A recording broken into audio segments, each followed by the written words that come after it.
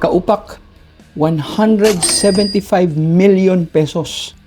Sa edad na 21 years old, ito na ang kinita na prize money ng Filipino tennis sensation na si Alex Eala sa kanyang professional tennis career. Ngayong taon lang, umabot na sa mahigit $1.5 million o mahigit 90 million pesos ang kanyang napanalunan. Isang nakakalulang halaga na halos lahat ng Pilipino ay hanggang sa panaginip lang ito maaabot. Pero hindi lang si Alex ang umaapaw ang bank account.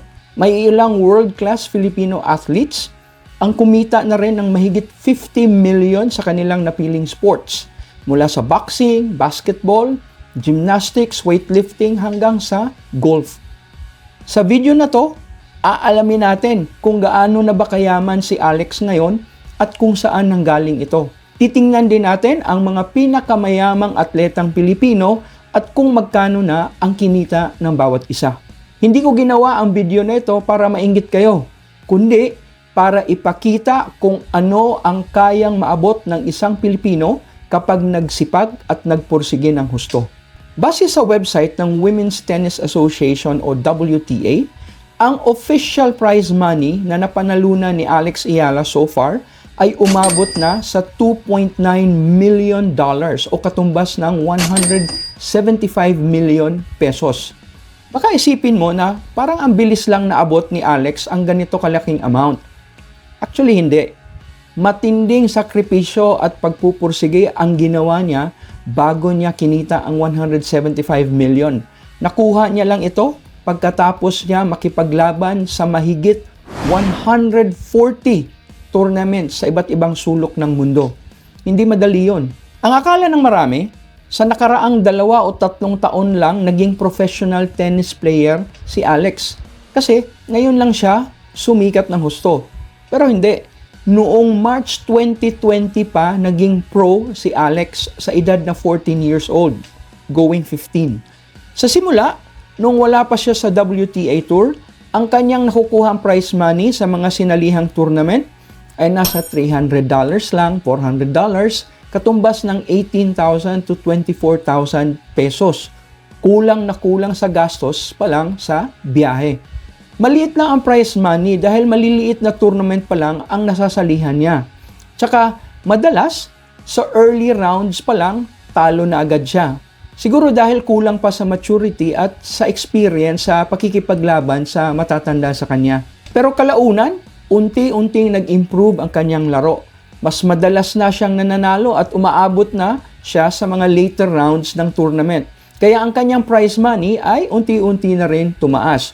Umaabot na ng $2,000, $3,000, $4,000 at $5,000 o 300,000 pesos. Kasunod nito, nagsimula na ring umakyat ang world ranking ni Alex kaya nakakasali na siya sa mga WTA Tour events kung saan mas mataas ang prize money. Lumaki ng husto ang kanyang natatanggap na prize money simula nang mag-qualify siya sa mga WTA 1000 at Grand Slam events noong 2024. May prize money siya na $31,000, $47,000 at may $52,000 o mahigit 3.1 million pesos. Dito na siya nagsimulang kumita ng milyon-milyon. Pagpasok ng 2025, patuloy na umangat ang ranking ni Alex kaya palagi siyang kasali sa mga malalaking tournaments. Ang pinakamalaking prize money na napanalunan ni Alex noong 2025 ay sa Miami Open kung saan umabot siya ng semifinals. Ang kanyang natanggap na prize money ay $332,000 o 20 million pesos. Ngayong 2026, tuloy-tuloy ang pamamayagpag ni Alex at kamakailan lang, gumawa siya ng kasaysayan bilang kauna-unahang Pilipino na nanalo ng isang WTA Tour event. Ang kanyang prize money bilang champion ng Mubadala DC Open ay $252,000 o mahigit 15 million pesos. Naabot din ni Alex ang kanyang pinakamataas na world ranking na number 20 nitong linggo lang. Sa kanyang pag-angat mula sa labas ng top 200 hanggang sa top 20, 8 top 10 players ang kanyang pinataob. Kasama dito ang 4 na Grand Slam champions. Patunay ito na hindi pipitsuging player si Alex at talagang world class. Ibang level na ang natatanggap na prize money ni Alex ngayong taon. Milyones na sa halos lahat ng tournament na kanyang sinasalihan. Kaya nitong August pa lang, umabot na sa mahigit $1,537,000 o 92 million pesos ang kanyang prize money sa 2026. Ang pinakamalaking panalo niya so far ay mahigit $400,000 o 24 million pesos sa Wimbledon noong nakaraang buwan. Bagamat malaking halaga ang 175 million pesos, hindi naman ito lahat napunta sa bulsa ni Alex. Bukod sa binabawas na malaking tax, malaking bahagi rin ng prize money ang napupunta sa iba't ibang gastusin. Mahal na sport ang professional tennis. At sagot ni Alex, ang bayad sa kanyang world-class coaches at support team, pati na ang travel expenses tuwing sumasali sa mga tournament sa iba't ibang bansa. Baka wala pa sa 75 million pesos ang natira sa prize money niya pagkatapos ibawas ang taxes at mga gastusin. Mabuti na lang, may mga endorsement deals at corporate sponsorship si Alex. Dahil sa kanyang bit-bit na galing, karisma at malinis na reputasyon, si Alex ay naging paboritong mukha ng mga bigating kumpanya. Kinuha siya ang endorser ng global sportwear giant na Nike at ng sikat na tennis gear manufacturer na Babolat. Corporate sponsor din ni Alex ang Globe Telecom at BPI at endorser siya ng Milo at NutriAsia.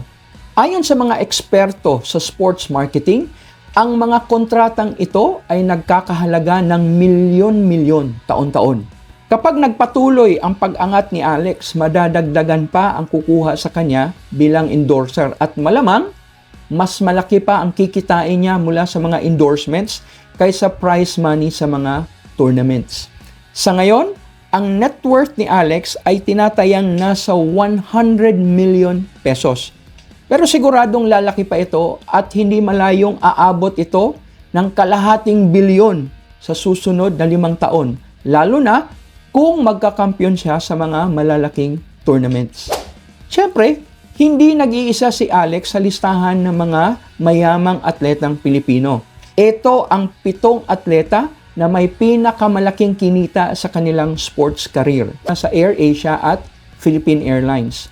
Next sa ating listahan ay ang Pinoy golfer na si Bianca Pagdanganan na nakabase ngayon sa Florida, USA, kung saan naglalaro siya sa LPGA Tour. Bagamat hindi pa siya nananalo ng kahit isang LPGA title, umabot na sa $1.25 million o 75 million ang kanyang natanggap na prize money. Sumunod sa ating listahan, ang isa pa nating Olympic hero, fully furnished. Malaking kinita sa atleta ay si 4 Division World Champion Nonito Donaire. Ang total career earnings ng tinaguriang The Filipino Flash ay mahigit $5 million o 290 million pesos. Ang next sa ating listahan ay si Filipino-Japanese golfer Yuka Saso na naglalaro din sa LPGA Tour ngayon. Si Yuka ang kauna-unahang Filipino golfer na nanalo na isang major golf championship nang magkampiyon siya sa 2021 US Women's Open sa edad na 19 years old. Nanalo ulit siya sa US Women's Open noong 2024 pero bilang isang Japanese citizen na. Ang prize money earnings ni Yuka ay umabot na ng $7.5 million o 450 million pesos.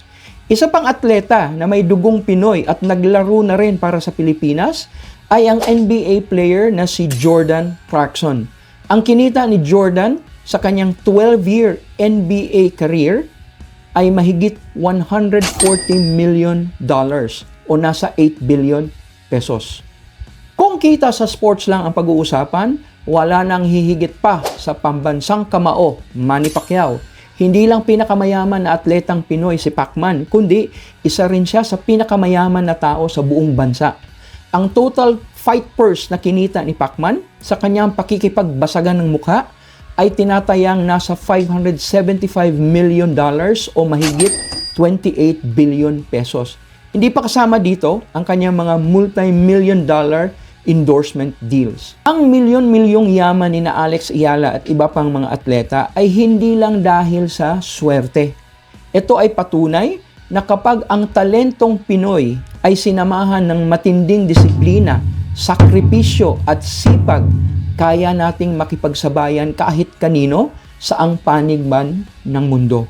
Hindi mo kailangang humawak ng raketa o magsuot ng boxing gloves para ka maging milyonaryo dahil hindi naman lahat tayo ay pinalad na magkaroon ng pambihirang galing sa sports. Ang kailangan mo para magtagumpay ay ang mindset ng isang kampyon sa kung anumang larangan ang pinili mo ngayon.